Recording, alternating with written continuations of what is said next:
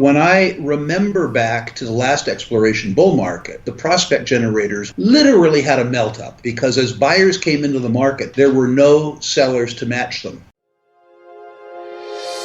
Welcome to Proven and Probable, where we deliver mining insights and bullion sales in the form of physical delivery, offshore depositories, and private blockchain distributed ledger technology. Welcome to Proven and Probable. I'm your host, Maurice Jackson. Today, we will highlight what may be the most overlooked value proposition in exploration, prospect generators. Joining us for a conversation is Dr. John Mark Staude of Riverside Resources and legendary investor Rule of Sprott USA. Gentlemen, welcome to the show. Thank you, Maurice. Thanks, Maurice. Rick, you along with Sprott USA are the most trusted, respected names in the natural resource space. That reputation has been earned with a proven pedigree of personal and investment success for the clients of Sprott USA by identifying companies and sectors that are selling at deep discounts. I would like to begin by asking you a twofold question. What is a prospect generator, and why should someone listening strongly consider the value proposition they may present for one's portfolio? A prospect generator, as I define it, Maurice, is an exploration company that uses the management's technical expertise and commercial acumen to generate investment ideas and an investment thesis, stake those ideas, stake the physical terrain, and then bring in other partners to share the financial risk, often to bear the financial risk, in return for a carried interest in the property and or a royalty. The idea is that the exploration business is very much like any other form of research and development business, and that the chief value is actually the intellectual capital of the management team. So the idea being with an exploration company that you share the financial risk of developing a project so that you don't dilute the shares.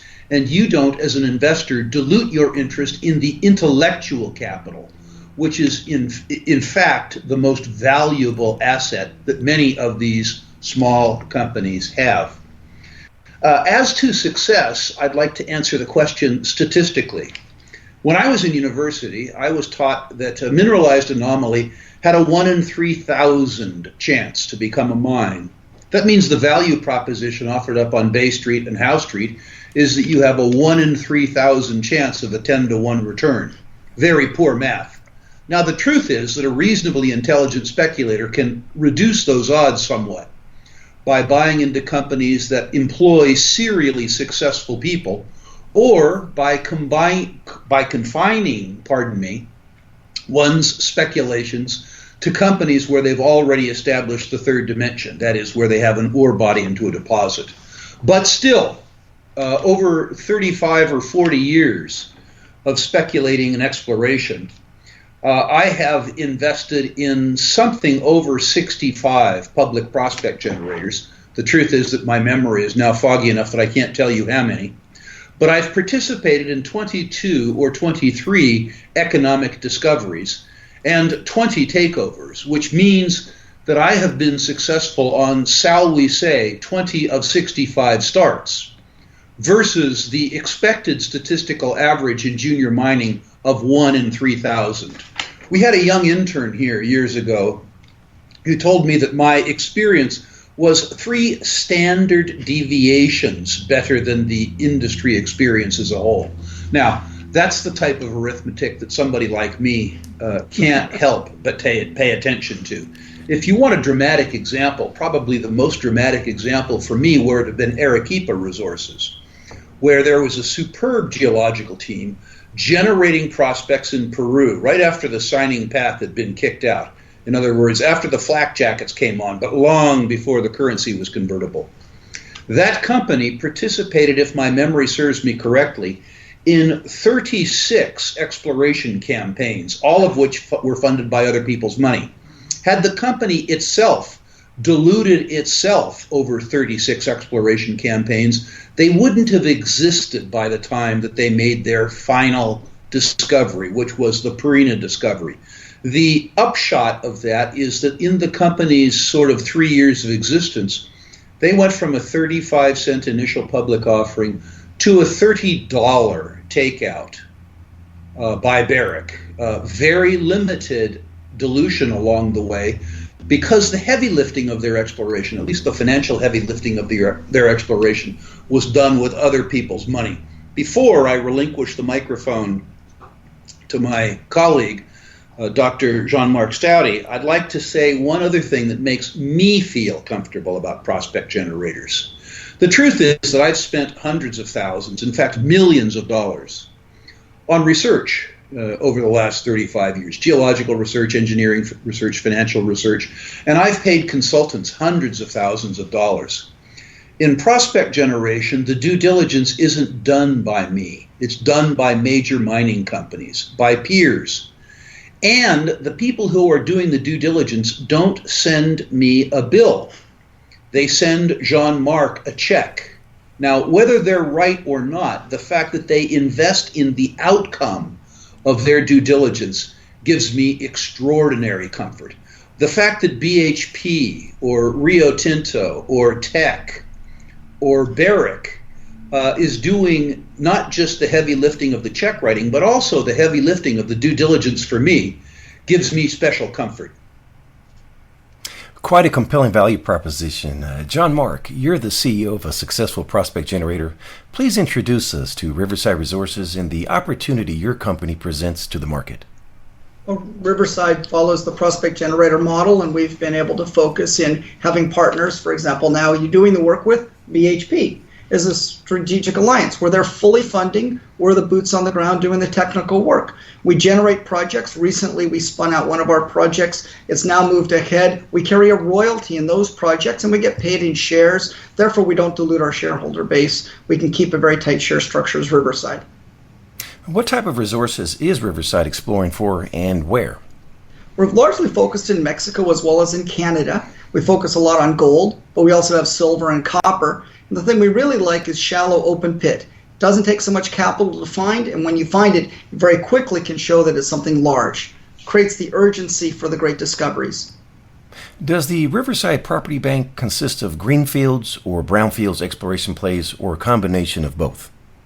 It's interesting. We started off mainly with greenfields, but recently, as people have left and we've been able to focus during the downturn, we've been able to upgrade the portfolio to having brownfields around existing mines and the neighboring to some of the large discoveries, one of them Silvercrest, making a big discovery, Premier Gold Mines. So we're in those regions right now where we can get the highest value. We're next to Geraldton, one of the large developing gold mines. So we went from greenfields to brownfields as we've been able to pick up some of the best tenure around existing operations where we know they will need them and we know we have good things that are of value.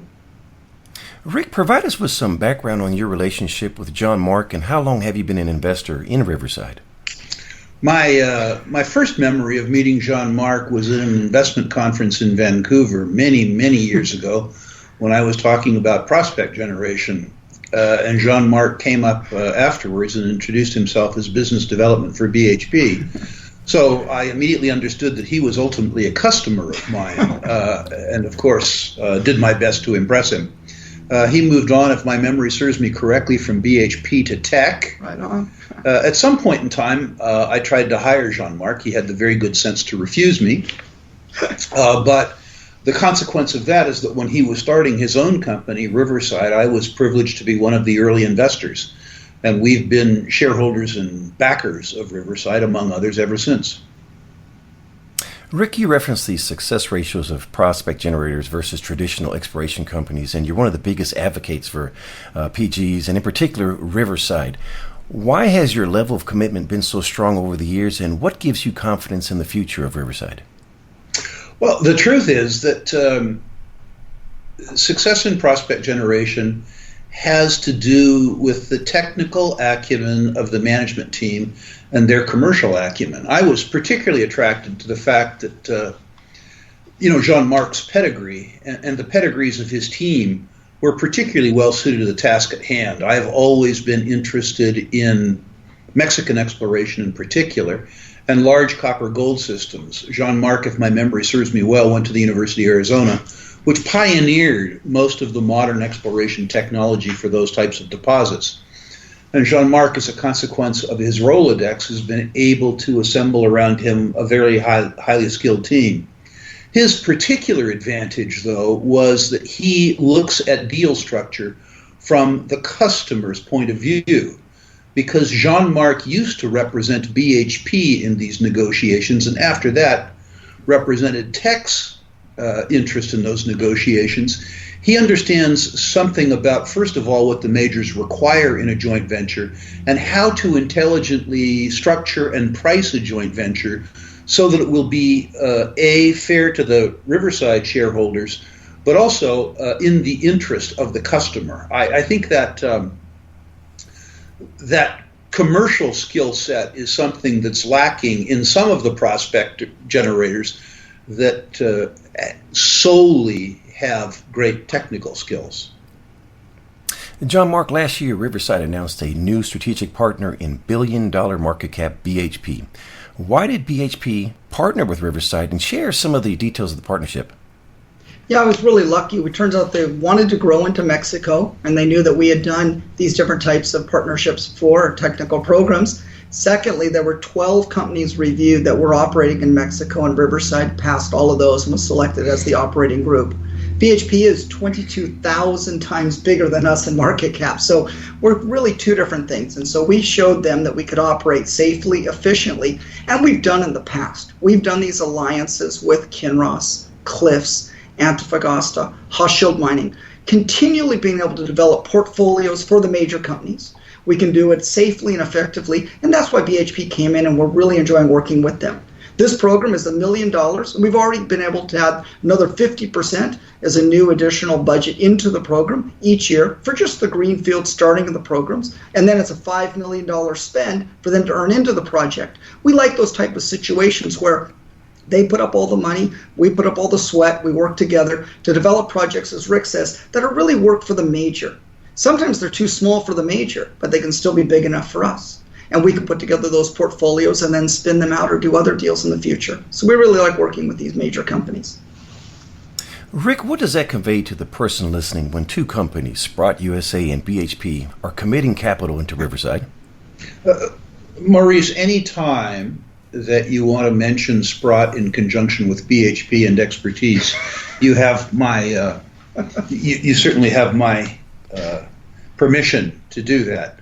Our interests are different. I think, in fairness, one of the things it says is that two different groups who benefit from prospect generation, that is to say Sprott as a shareholder and BHP as somebody looking for exploration services, have narrowed the field to Riverside. One of the benefits that I think might be lost potentially on Riverside shareholders is the fact that BHP, too, brings more than money. What BHP might bring to me is due diligence where they write a check as opposed to send me a bill. But after that, if you assume that Jean-Marc comes up with an interesting piece of terrain and an interesting exploration idea, BHP has literally hundreds of earth scientists in place. It's almost impossible that there's an assemblage of minerals somewhere in the world that somebody at BHP doesn't have familiarity with. And the fact that they pay the costs and add intellectual capital after the fact is a wonderful benefit that shareholders like myself enjoy from a company like Riverside that's able to joint venture with the largest and smartest mining companies in the world. Switching gears, Jean-Marc, what is the next unanswered question for Riverside? When can we expect an answer, and what will determine success? I think right now, two main ones. One of them is with the spinning out of Capitan Mining. So Riverside actually is able to progress with for the shareholders, giving a dividend or giving a share of this other company. And the second is, what are we doing for the news releases with BHP? We've actually gotten 4 projects generated with them, and they're putting their expertise, their data in. So the next unanswered question is there a potential for a giant porphyry copper discovery there? We'll be putting out news before the PDAC, which is in the beginning of March. Please provide us with an update on the capital structure for Riverside. Riverside continues to have a tight share structure with 63 million shares, no debt, and we have over $3 million cash in the bank. Before we close, Dr. Staude, what did I forget to ask? I think one of the key things for Riverside is when are we going to make those discoveries? That's often asked, and I think right now we have 4 different programs going in 2020 with partner funding and work going on with them. And we're particularly, I think, interested in what can we do here in the first quarter. So we'll have news flow, and that'll be a really great way for us to be able to put out those new discoveries that we're making. Mr. Rule, what did I forget to ask, sir? Well, I don't think you forgot to ask much, Maurice. One thing that I would point out is that over the last sort of 10 years, which have been very, very difficult years for companies in the minerals business and the minerals exploration business, one of the beauties of the prospect generator model in general and of Riverside in particular is that they haven't had to dilute existing shareholders out of existence. When Jean-Marc talks about his very narrow share count, one thing he might mention is that the shares are fairly closely held by people who aren't in the stock for a nickel gain. When I remember back to the last exploration bull market, which we enjoyed, which sadly was 2001, 2002, one of the things that I noticed is that the prospect generators, when money came back into the sectors, literally had a melt up, because as buyers came into the market, there were no sellers to match them. Now, I'm not suggesting that past is prologue. What I am suggesting is that the tight share floats, closely held companies do better in nascent bull markets than companies that have had to be very profligate, issuing shares to keep themselves alive during tough times. Another of the unstated, perhaps, advantages of prospect generators in general, and Riverside in particular. Rick, if someone listening wants to have their natural resource portfolio graded, can they contact you or someone at Sprott USA? That was subtle, Maurice. Yes, absolutely. I would love to offer your readers, as I have in the past, the ability, with no obligation, to have me grade their natural resource portfolios. All they need do is email me their natural resource portfolios at rankings, rankings, at sprottglobal.com. Maurice, it's important that your listeners put both the names and the symbols of their companies in the text, not as an attachment that my security people won't allow me to open, or that I, as a Luddite, would be unable to open. I will rank those companies 1 to 10, 1 being best, 10 worst, and comment on them where I think my comment is appropriate.